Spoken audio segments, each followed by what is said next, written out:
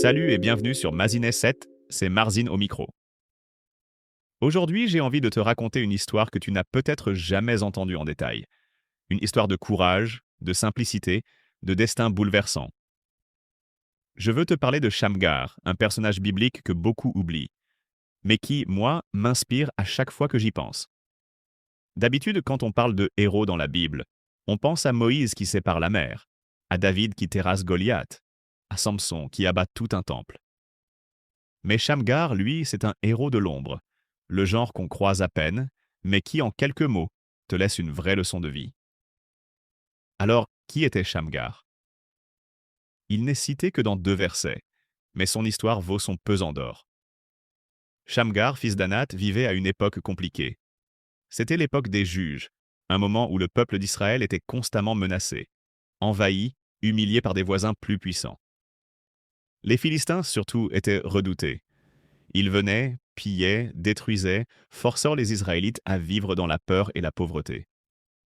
La vie à cette époque, c'était la débrouille, la survie. Il n'y avait presque plus d'armes, plus de chefs.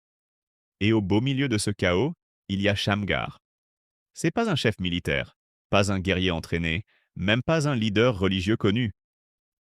D'après le texte, ce serait juste un paysan, un mec tout simple, avec un cœur qui ne supporte pas l'injustice. Un jour, les Philistins attaquent encore, remontent dans les campagnes et sèment la terreur. Et Shamgar, il n'a sur lui qu'un aiguillon à bœuf, un bâton long, pointu, traditionnellement utilisé pour pousser les animaux dans les champs. Tu imagines? Les autres fuient, se cachent, mais lui, il reste planté là. Cette image me fait réfléchir. Il n'a pas d'épée, pas d'allié, pas de plan. Juste son courage et ce qu'il a entre les mains. Ce qui est fou, c'est que l'histoire dit qu'avec ce simple bâton, Shamgar a frappé 600 Philistins et qu'il a délivré Israël. 600 adversaires. Seul. C'est inimaginable, un exploit totalement hors norme. Mais ce qui me touche, ce n'est pas le nombre, c'est le geste, celui d'un homme ordinaire qui fait ce qu'il peut avec ce qu'il a. Il n'a pas attendu qu'un miracle tombe du ciel, ni qu'on lui prête une armée. Il a pris son destin en main avec humilité.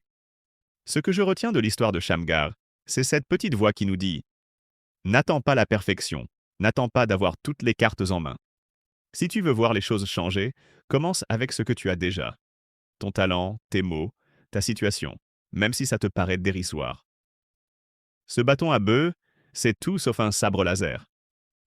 Mais dans les mains d'un cœur décidé, il a fait trembler un empire. Ce qui m'impressionne aussi, c'est que Shamgar ne cherche pas la gloire. Il n'a pas de longue lignée de rois derrière lui, pas de traces de diplômes accrochés chez lui. Il agit, point. Tout le monde aurait pu le traiter de fou ou même d'inconscient, mais cette initiative transforme la peur en espérance.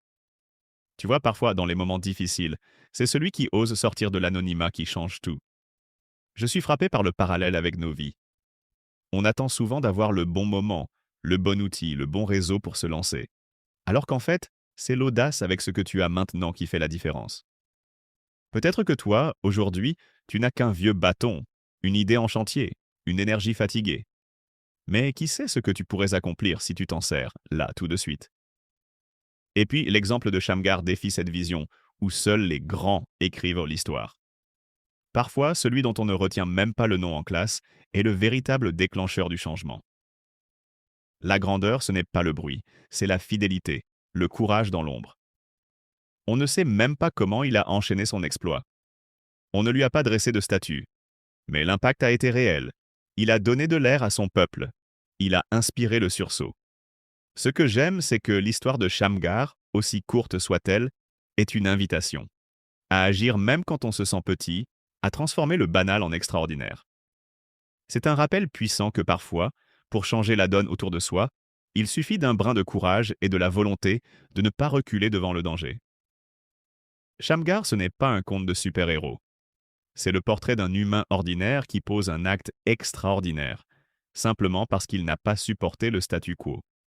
Et franchement, je me dis que si on était juste un peu plus nombreux à réagir comme lui, la société aurait moins de spectateurs et plus d'acteurs.